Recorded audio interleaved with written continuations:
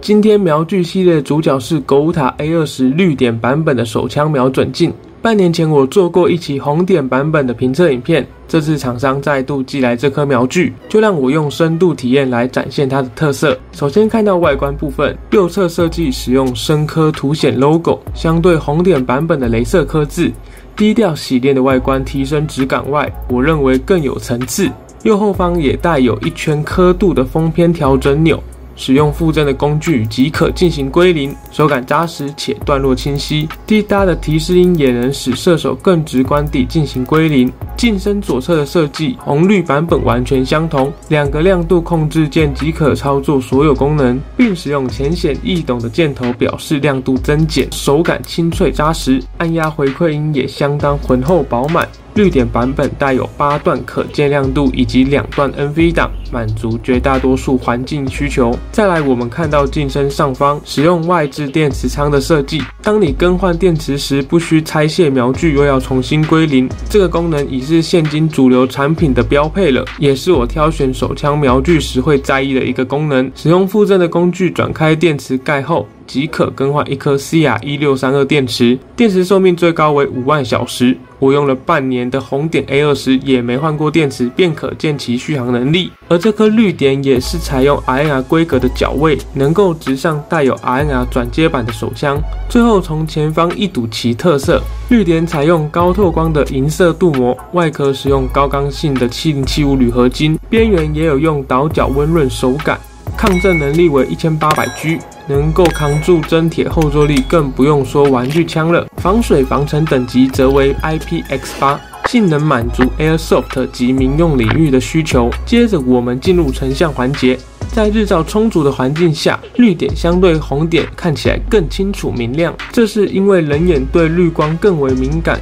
看向高亮度的蓝天时，绿点更容易被发现。在许多场景也不需调整到与红点相同档位就能有一样的感受。当然会有人说绿点不适合在丛林使用，在红色、沙色等环境才能提供对比性。我是同意这个说法的，但实际使用上，我觉得不管红绿点都不会对我瞄准产生太大的影响。在移动过程中，成像会有些许的滑动感，这可能与镜片的选用有关，这部分我会在后续跟大家讨论。再来看到成像透光，整体表现清晰通透，在复杂环境下也能清楚分辨各类景物。相对红点版偏蓝色的成像，绿点版的画面更加还原，这也归功于高透光的镀膜。再来我们进入视差测试，在10公尺距离移动视角观察，准星位移量可忽略不计，20公尺的表现也是相当稳定，更不会有变形拉丝的问题。最后测试50公尺的表现，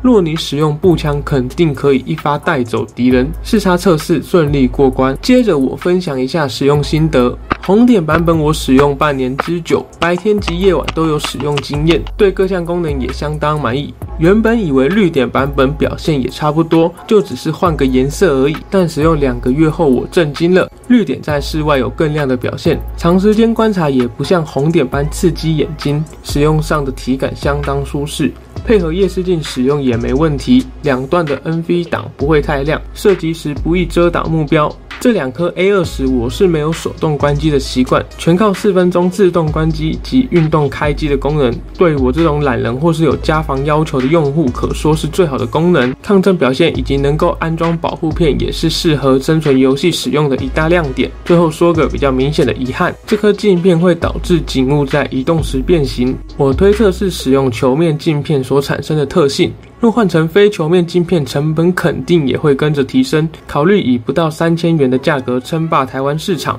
并提供3年的保固服务，权衡性价比下，我仍认为它是 CP 值最高的手枪瞄准镜之一。若你刚好在选择一款入门的手枪瞄具，这将会是你的好选择。最后恭喜 Gouta 能在台湾市场崭露头角，也希望他们能为我们带来更多好的产品。喜欢我的影片可以按赞支持，那我们就下一支影片见了，拜拜。